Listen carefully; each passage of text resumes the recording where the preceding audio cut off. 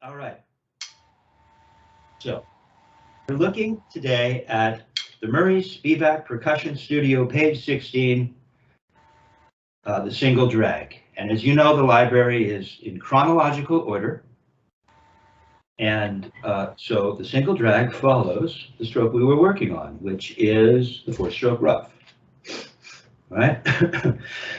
So you can imagine that there'll be elements. It will make sense as to why now this stroke would be the follow-up to what we had just previously worked on. Okay?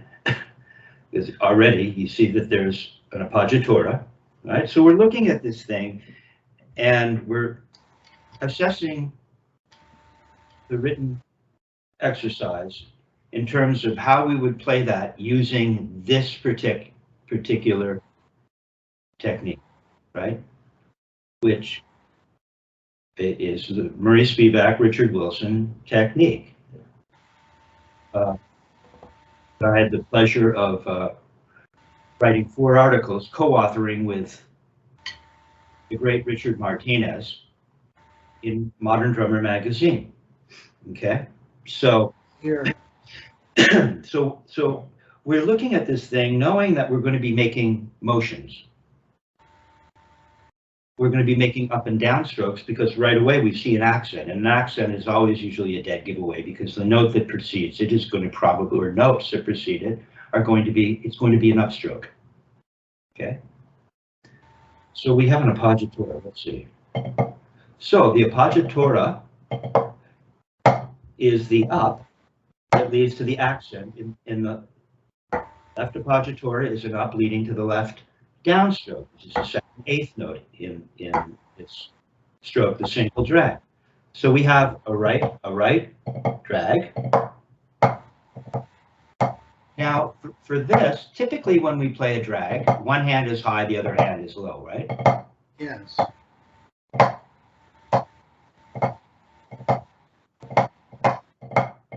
But in this case, the accent is coming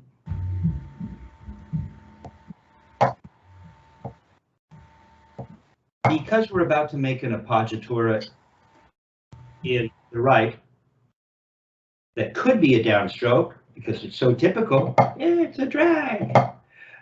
We're going to be making that first right. This is a regular wrist string. Okay. Oh. Right, so it's ah, and then we're making it up in the left to make our downstroke, and then it goes the other way. And the right appoggiatura is an upstroke, always leading to a down.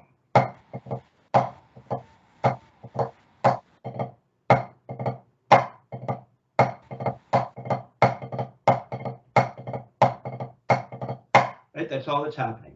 Go ahead and try that, no metronome.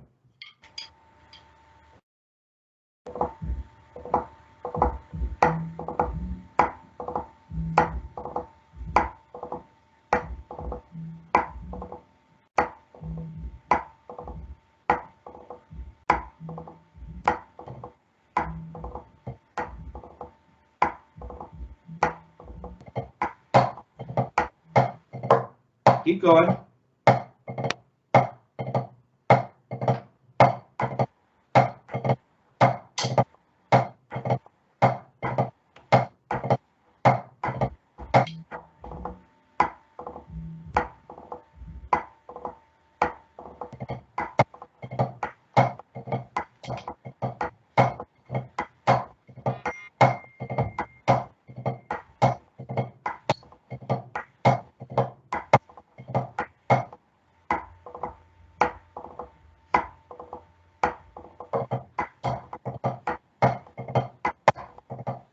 Now you'll notice it's not bad.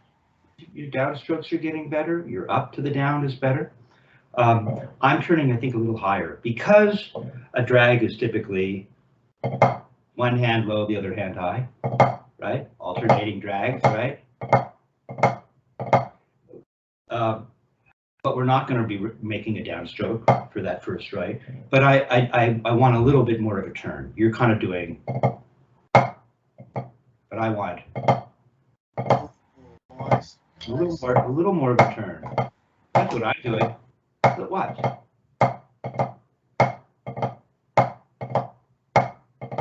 That's what I was doing. But you want to see more of that. Yeah, don't overdo it. Just a little more. Give me a little bit of a wrist turn. Come on, turn a little more. See, you're only coming up about that high. I want you to come up a little. Turn your wrist. There you go. Not quite that high. Don't overdo it now. You take an instruction and you go too far the other way with it.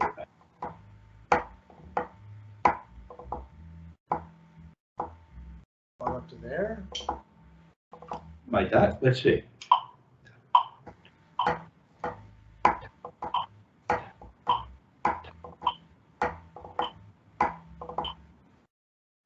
Da, da, da, da, da, da, da. Put the metronome at 52.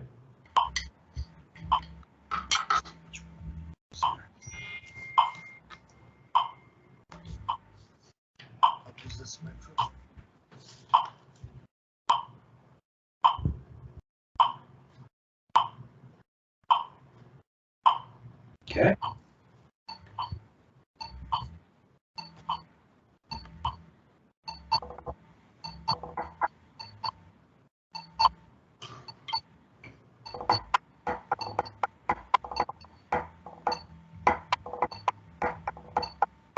No.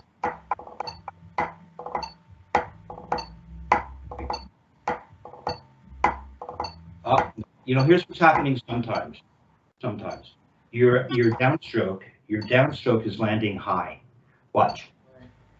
You're doing something like this. It's interesting trying to duplicate what a student is doing when it's not right, because you spend so much time trying to do it correctly. But let's see. So let's say watch. Just watch. Just hang out. See how my downstroke stop low? Here's what you're doing. Right. Yeah. I kind of felt that. I think it's because I'm just thinking about. I know. Well, that's exactly. I got you thinking about more than just one thing. There's a reason that perhaps your downstroke is right. Joe, at a certain point, there you go. Better. At a certain point, a downstroke is a downstroke is a downstroke. It's always this, right? Unless we're looking for rebounds, but it's always this, right? And why would it stop high? Maybe because you haven't really come to terms with what it means to find the floor.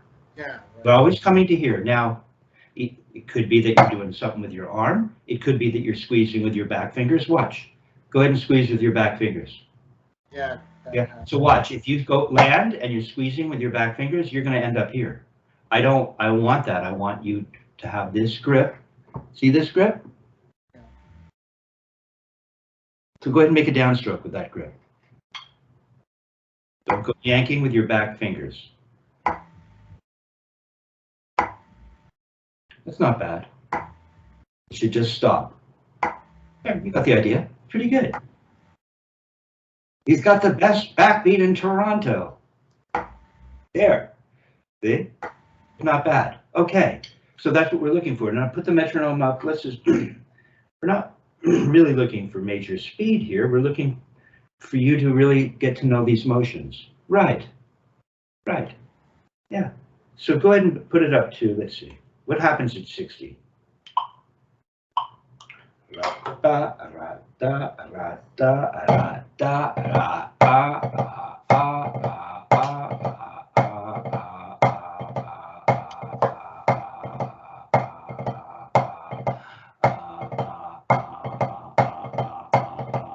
Yeah, that's pretty still a little slow. But try it.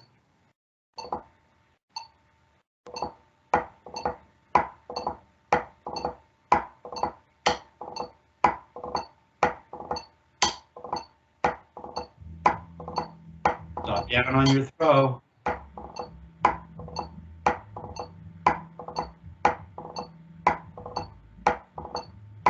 Okay, up.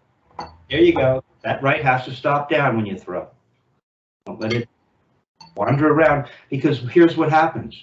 If you're not, we're playing around this. This is a Richard Martinezism. There's this fixed point in the universe, right? Wilson would say, you leave the bead down when you go up, right? So you see what that does? It means that we're always moving like, watch, we're moving like this, right? So watch, it goes like, see, moving around, it's moving around this fixed point in the universe. So if this is our fixed point in the universe, which by the way has everything to do with half-inch parallel bead to butt end, the floor here, right? If now you stop your downstroke here, well, you're not moving around. You've changed the fixed point in the universe. Now you're moving around here, way up here, even if it's just here.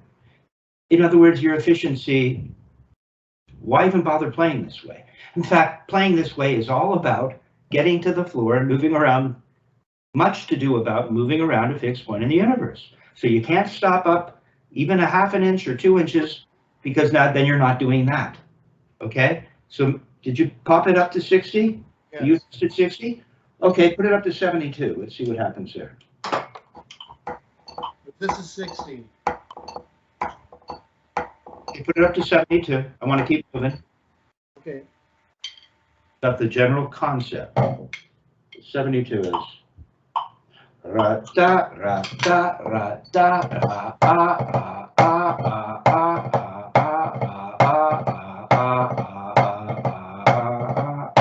slow.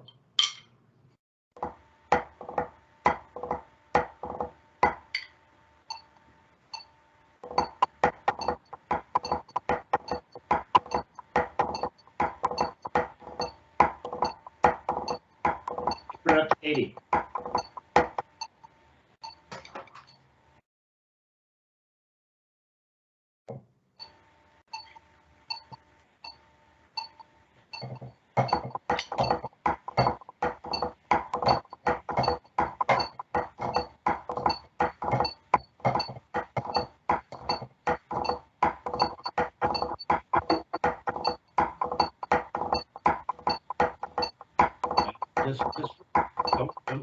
Don't get too freaky. It's not bad though, but we just don't want. It's not really that fast. It's just going. When you analyze what one hand is really doing, it's like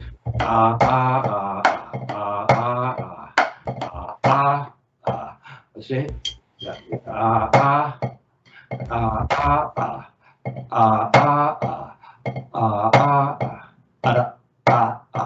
That's always that.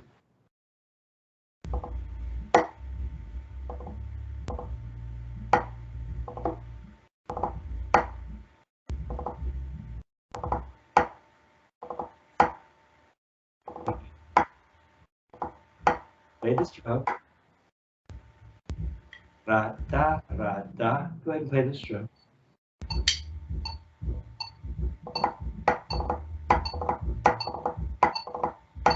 Put your right hand on your calf. Play the stroke.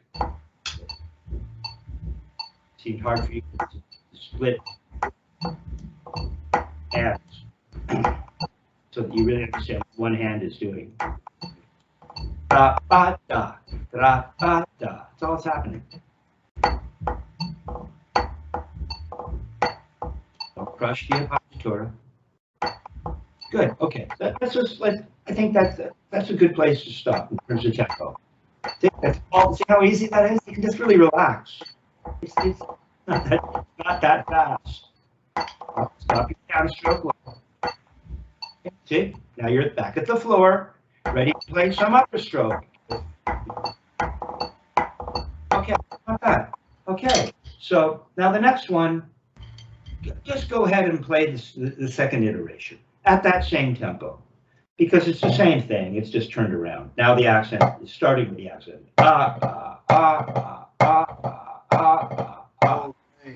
Go ahead and play that. So that's what the, yeah, I see, okay.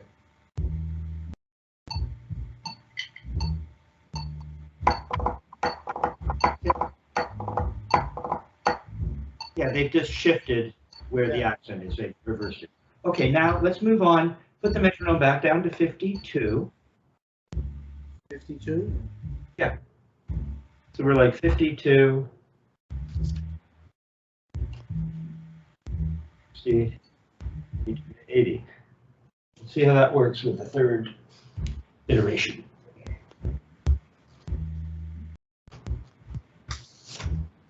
So that's like in 3/8.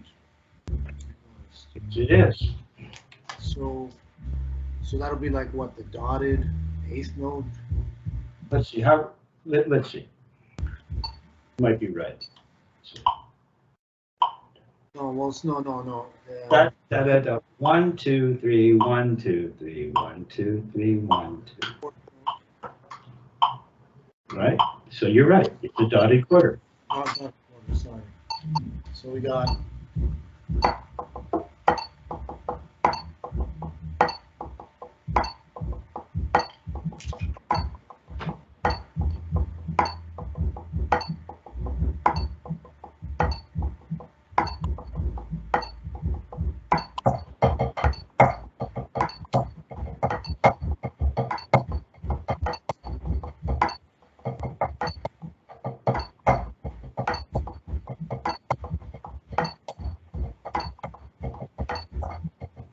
Good.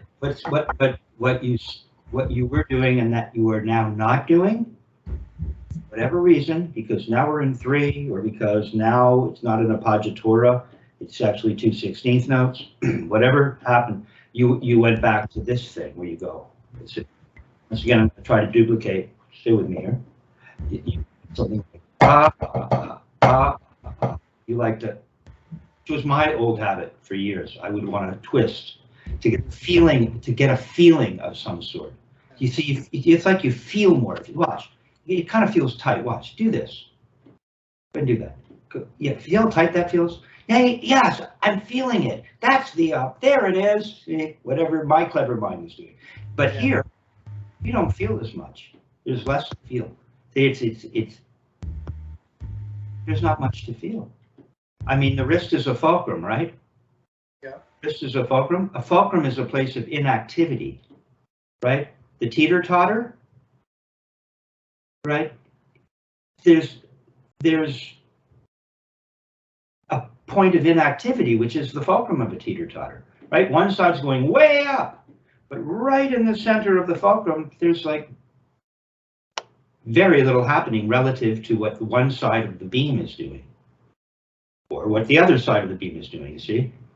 The part of the lever arm that's not moving is at the fulcrum. So if you're playing from the wrist, you're not supposed to feel very much. If you're leading with the wrist to go up, you don't feel very much. It's a point of inactivity. And you just want to let the arm hang. Whatever happens, happens. Just don't want to get into this. I sometimes worry that you're doing that instead of just, right? Because if we come all the way, let's see, how would it work? We're going to come all the way up. What does that look like?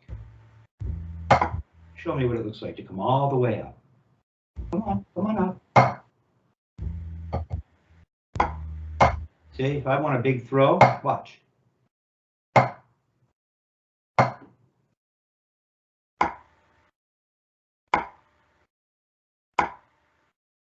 you go. What it feels like is that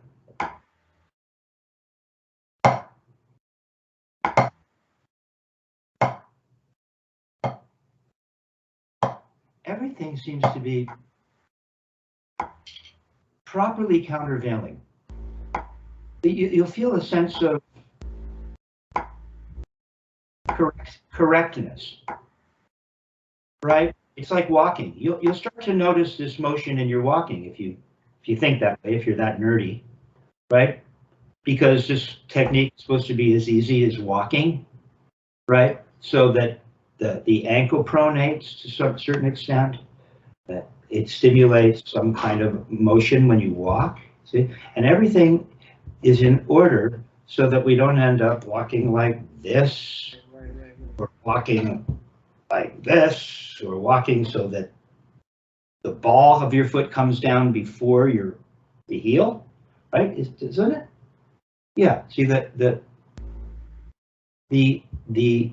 heel, it comes down, doesn't it? When we walk, and then, right?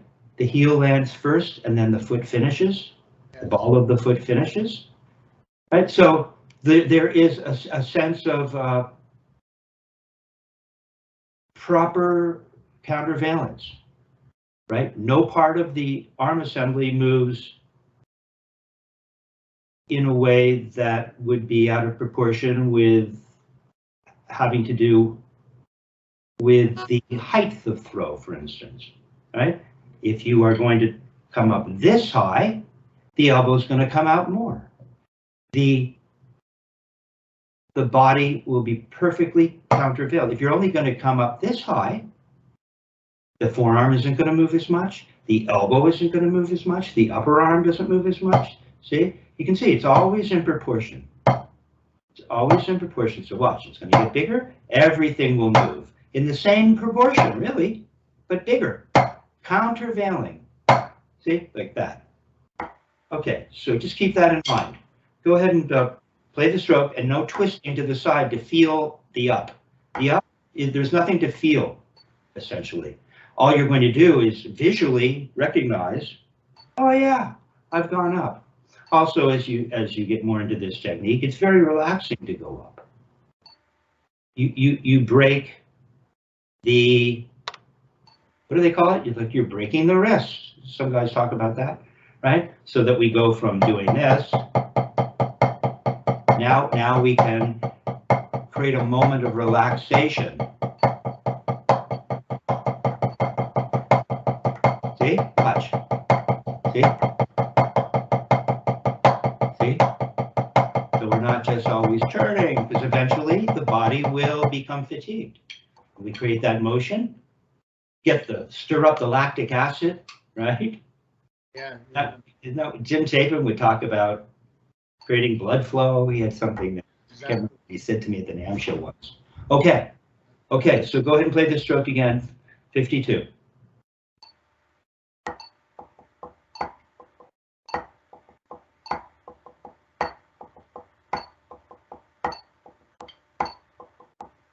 Up, you went to the side and the right. I saw that. Good. Yeah.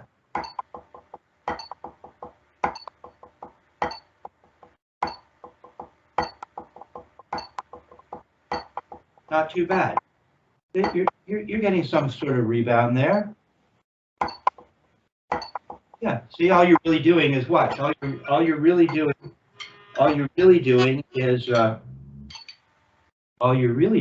is this. This is.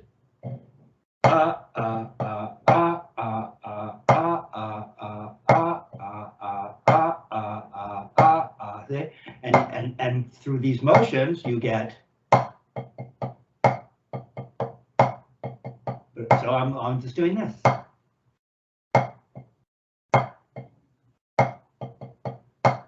I'm not going wrist, right? It's one single stroke. It's called a single stroke, up to a down. It's not two wrist turns, it's just turning once, getting two notes as it rocks over the fulcrum. Good. We'll put the metronome up to 60.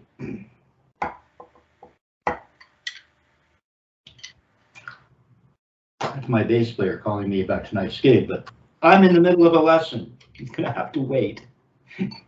Amazing arco player, man. Solo's playing arco. Awesome.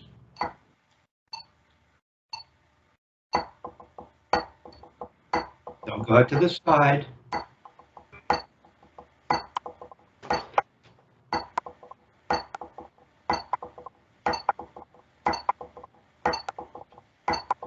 Okay, I just have to.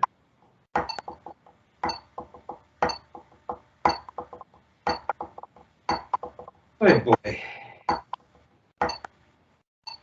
Keep going. Sorry about that, but you know.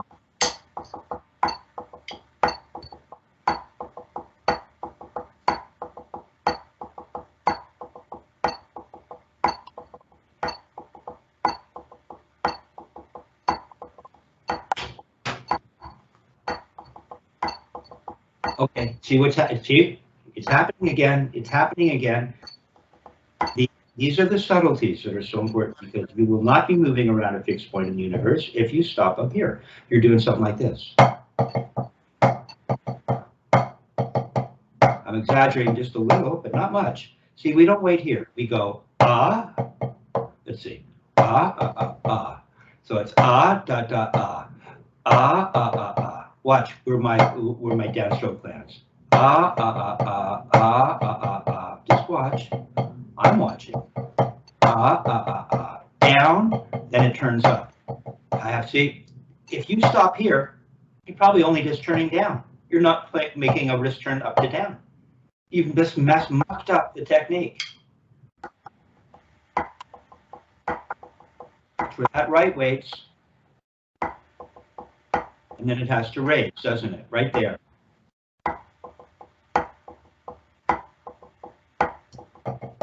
And watch me. See, listen how I get a little more clarity because I'm not doing this. I make my downstroke and barely turn. I mean, we could play it at pianissimo or at a quieter volume, but I was here. Okay, nice and solid. See how watch. I'm turning.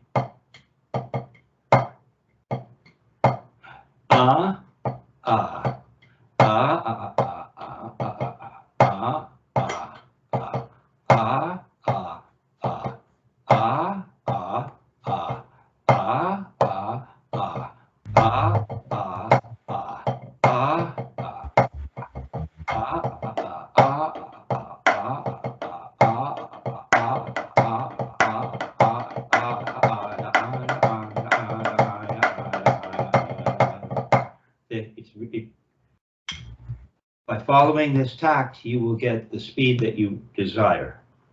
Okay, but you have to follow these principles. So I need a little bit more of a turn right now for that single note. Ah, ah, ah. See, the next note in your right is going to be a little bit of a turn. Do it again. Turn a little harder for it. Yeah, because we're trying to get this. We're kind of like in this world. We're not down here. We could be, then the whole thing is going to be down here. That's not what we're doing. We're up in here. So we're in this range. Just go ahead and turn your wrists here. That's it. Now play the stroke with that volume.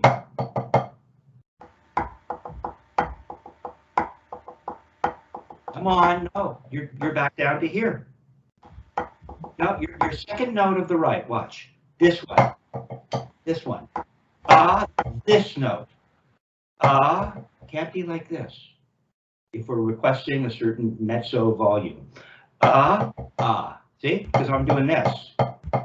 Ah, ah, ah, ah, ah, ah, ah, ah, ah. Try it again. Think about it. Listen to yourself. Oh, play bigger, play higher, turn your wrists.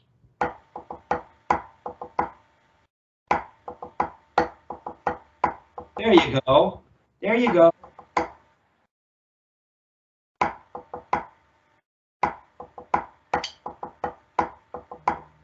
Right? You could almost imagine this isn't what's written, but you can imagine this. Let's see. Now I'm going to make it 2 accents.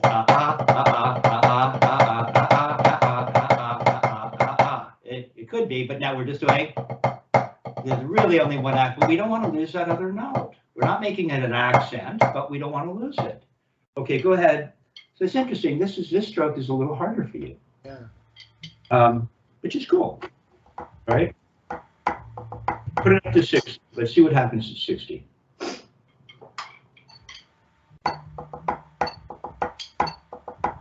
You go. There you go. Keep playing. It's tricky. That's weird, man. Don't forget the up. Now you've lost the up. Hold on. Let me just stop you again. For you to get this volume, now you're thinking about the appoggiatura as just being a wrist turn. a tall wrister and a higher wrister. But really watch. See, I'm playing the, why am I yelling? I'm playing the appoggiatura almost from parallel, but I'm turning for that other note. And then the appoggiatura is going to be here, and then I do that. Let's see. See, the appoggiatura is still an up. Make it an up, and you'll feel it. But don't lose the height of the other turn.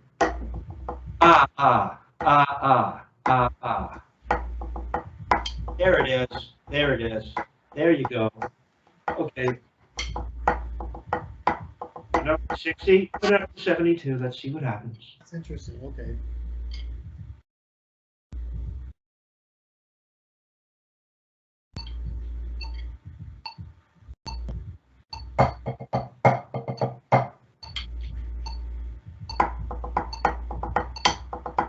Don't get all stiff and freaky. Nothing. Very little going on.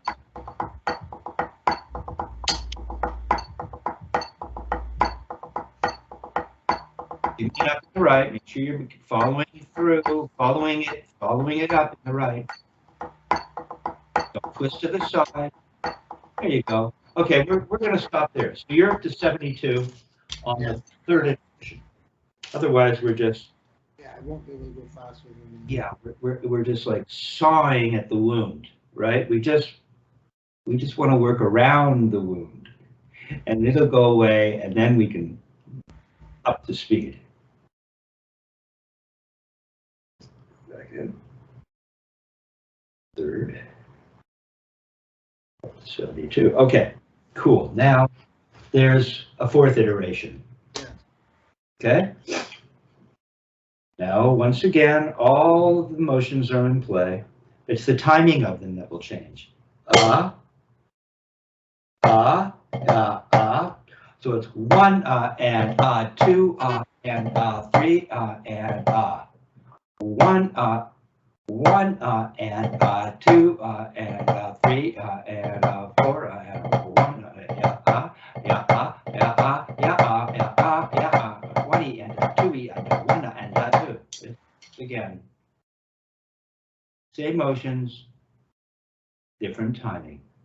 Go ahead and play it without a metronome. Get the feeling for it. Like a dot. Okay, dotted 8 and 16. 1 and ra. 1 and ra.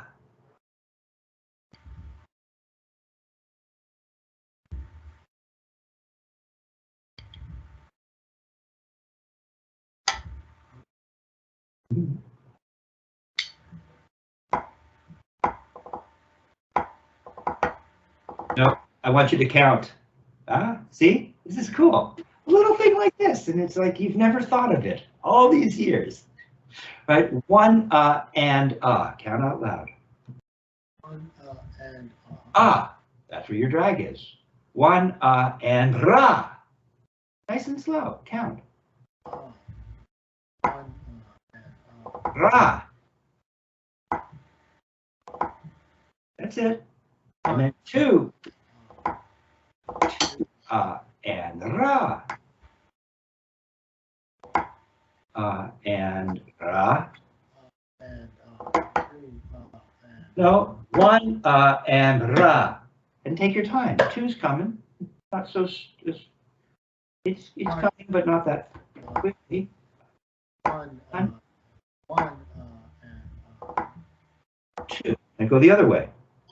1 2 No, it's not. No, you're playing something else. If you count, the word 2 will come at a certain time, and that's when you're going to play. 1 and ra 2.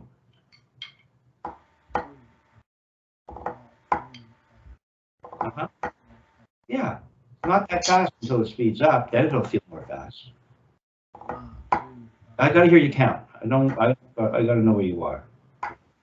So start at the beginning with the accent. 1 and 2 and 3 and 4. Nothing, right? just a little out of your wheelhouse for whatever reason. Now, And you, yeah. I noticed a dot above the ah of the 1 and the ah of the 2. well, that's he's saying that, but let's see.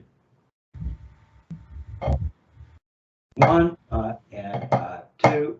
Well, that's because it's what we're talking about. We're typically, when you play a drag, one hand is high and the other hand is low.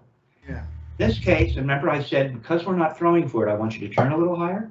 Yes. I think that's the dot. Yes. You didn't do it on the other strokes, interestingly, but maybe there should be a dot on the other iterations as well. That's what's happening. And You have to turn for it. 1 and 2 and 3. Okay, metronome at 52. Let's see this.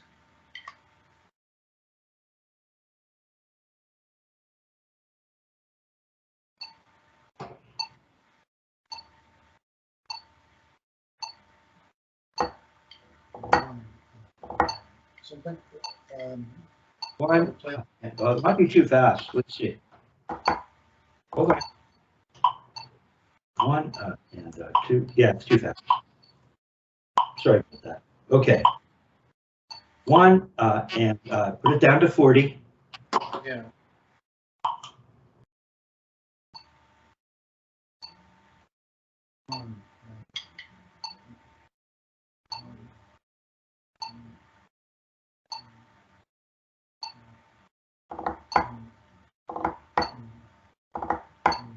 You got it. There you go. Kind of feels good to play, doesn't it? It's what using these motions, you see, it makes the whole thing much simpler. Okay? It's nothing. Okay, put it now put it up to 52. Pop it up to 52 and see if you can get it out. So this is correct? Yes. 1 and 2 and that's all it is.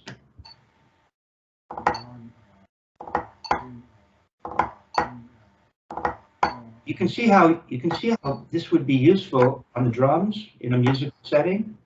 But do 1 and 2.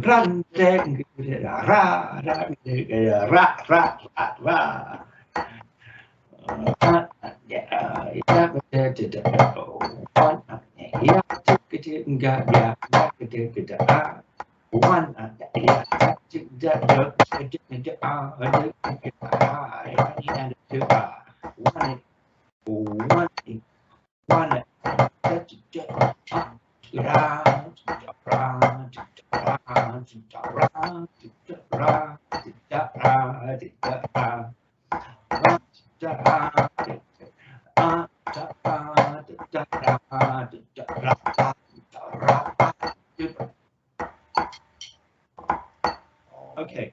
Okay, yes. So pop it up to 52, or have you already?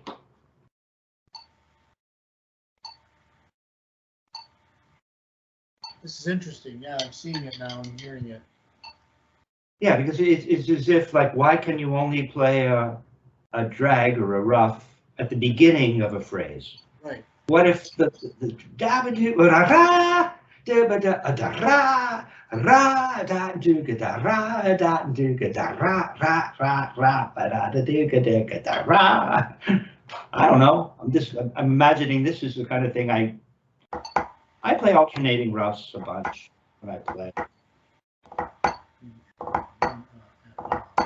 Yeah. You go pop it up to 72. If you can do it. Good. Okay. Yeah. 72, Joe. Okay.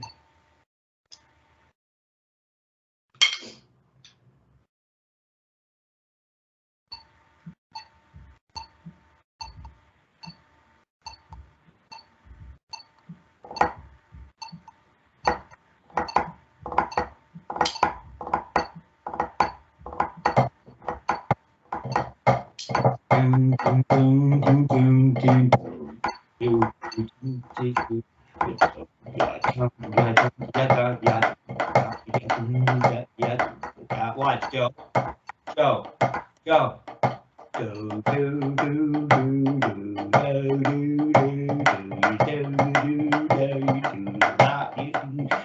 Play a shuffle.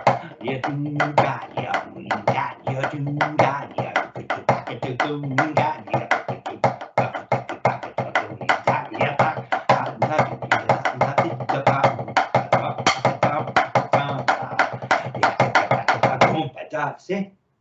It's a shuffle. How cool would that be? It's like, what's he doing? Oh, we're playing the fourth iteration of the single drag. What?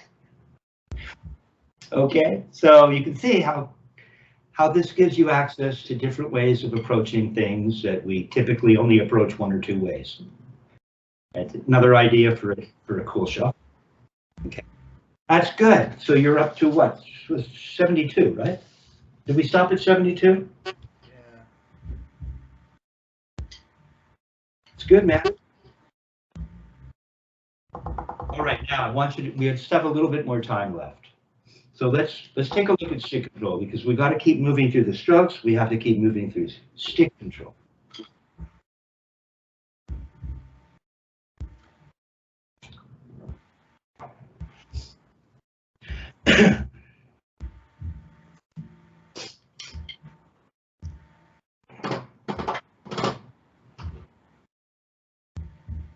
Character.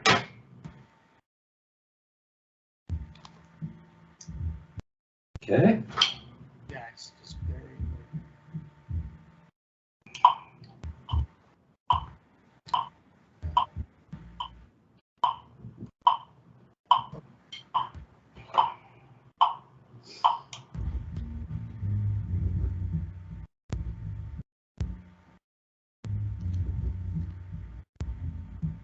The heavy metal band and the other lockdown, huh? No, it's just these rap guys. They totally like boost the bass on Yeah. there. It's all good. At least they're making music. You know? Yeah, that's right. Yeah. Right. Okay. So 72 metronome. So it's 72 to 80. We're at 72. Yeah. Okay, we talked about this. We started in on this page not that long ago, and I don't want to not stay on this. Yeah. So just go ahead and play for me. Go ahead and play and let me take a look. Okay, no, it's going well with the rebounds. It's going well.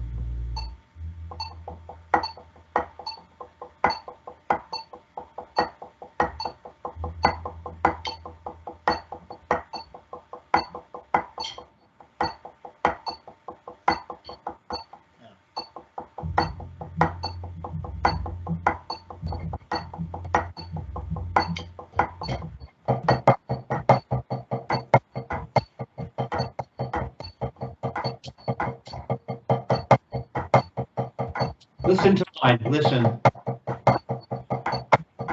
Listen.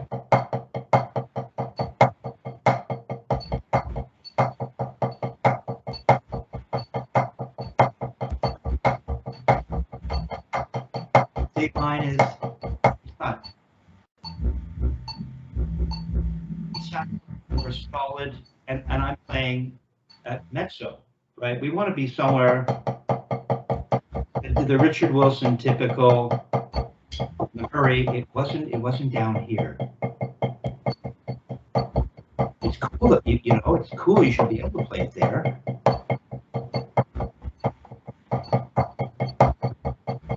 But we're here,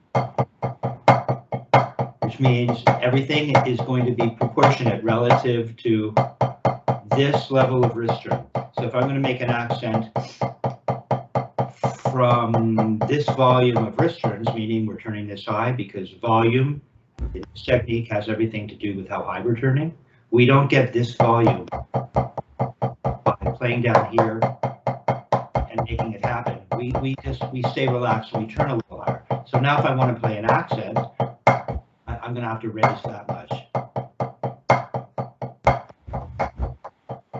So it's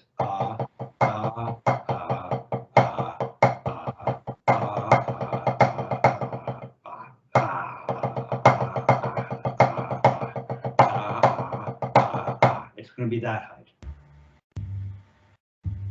Okay. Well, in other words, I need you to turn your wrists.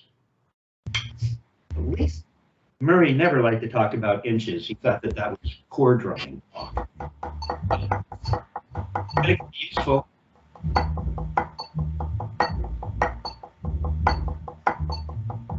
Go ahead and play doubles for me. See, because your doubles, you're turning up, you're turning high enough for other things, but your doubles are down in here. And then you go. Because I'm playing off the rebound. I'm facilitating rebounds. It's Watch. Watch. Listen. Hold on, Joe. Now I'm playing here.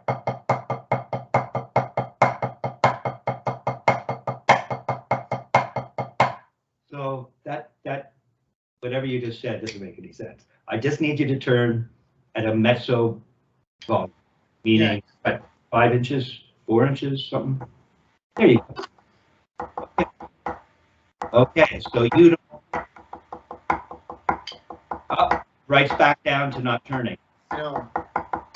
There you go.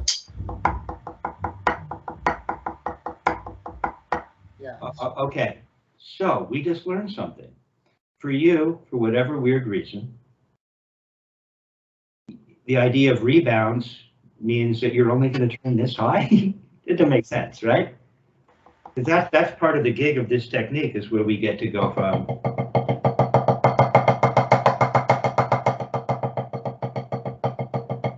turn this high, this high. Shouldn't matter.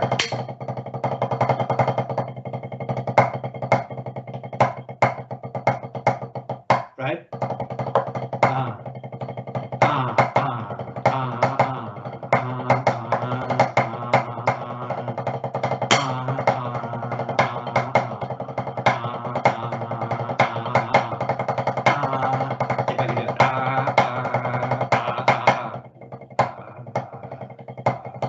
We should be able to, this is has everything to do with this technique. It's learning to play through the entire dynamic spectrum.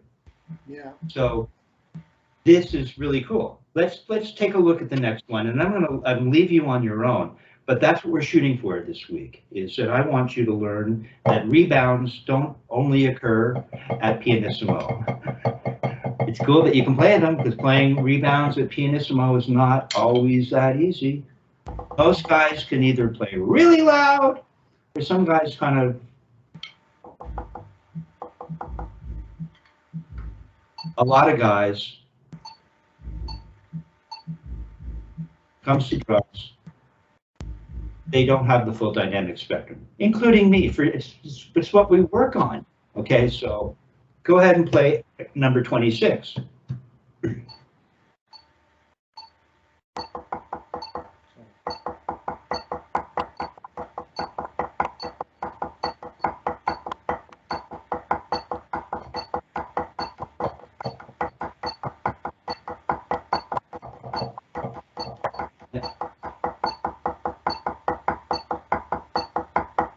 All right, but now what's happened? You've lost your rebound. Oh no. This is cool, right? Just when you think you're using a lot of wrist. Okay? So that's what we need to, this is why this stuff is so, that's why we work on this stuff, to learn about what we need to work on. You know, be honest with ourselves about what's going on, which isn't always easy. So, see, it's just one turn, it's just this.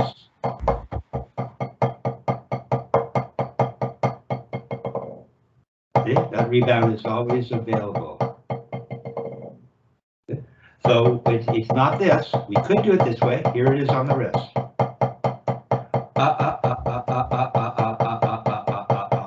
It's kind of how you're playing it.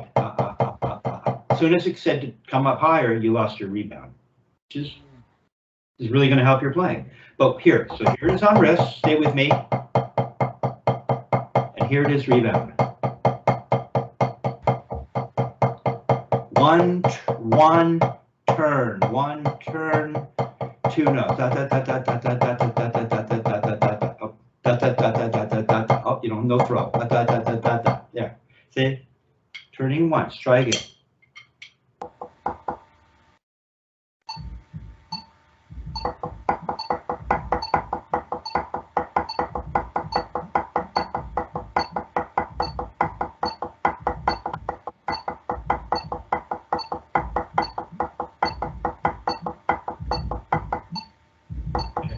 So you need to really concentrate on that. So here's what we have happening, Joe. Because you haven't, you're really close. I know it can be frustrating to hear that. I used to hate hearing that. You're almost there. Great. But you are. I shouldn't start to sound like, it's nice and relaxed. Listen, what Dick Wilson would say, it's like rolling off a log. Say da da da da da da da da da da da da da da da da da da da. It doesn't start to sound. The wrist will have a little bit of a different quality, and even then, we don't want it to be. No, it's nothing. Here's rebound. So maybe so what we're doing is we're getting this. Watch. Just let it rock over your middle finger. Just feel that. Yeah, just go ahead and do that. Only little. Yeah, see? Dick like when you use the drop sticks. He goes, there you go. Now you're getting some there you go. See? Yeah, see, you're turning up a little bit for that. There. Now just put your first finger and thumb on and try to maintain that feeling in the middle finger. No, real quick. You got you got multiple rebounds like this with just the middle finger. Now put your grip on and get multiple rebounds. There. See, it's not all. It doesn't have it has a softer attack. Now just play two of those. Two of them. That's all it is. See, one turn, two notes, nice, soft, solid attack. That's it. That's what you need to work on. So I'm going to have you play through this entire page. Not the entire page, half of the page, 25 to 36. And because it's not just about learning the different configurations of singles and doubles that have been put together here so brilliantly, it's about learning how to execute a rebound for two notes in combination with a single, or a single in combination with three notes, like number 28. Right? Go ahead and play 28 so that you're not out of this and you have some instruction. Well, 28, I was approaching it like this.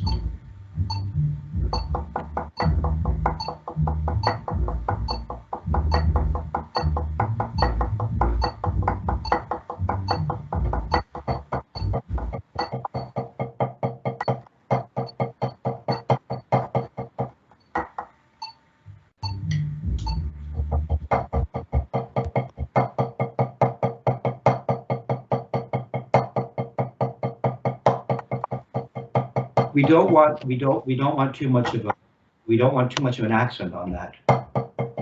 So that's why Dick would, you're going to throw for notes and stick control like that. He'd put a stenoto, that dot that you mentioned earlier on the single drag that you noticed in the fourth iteration. So we don't want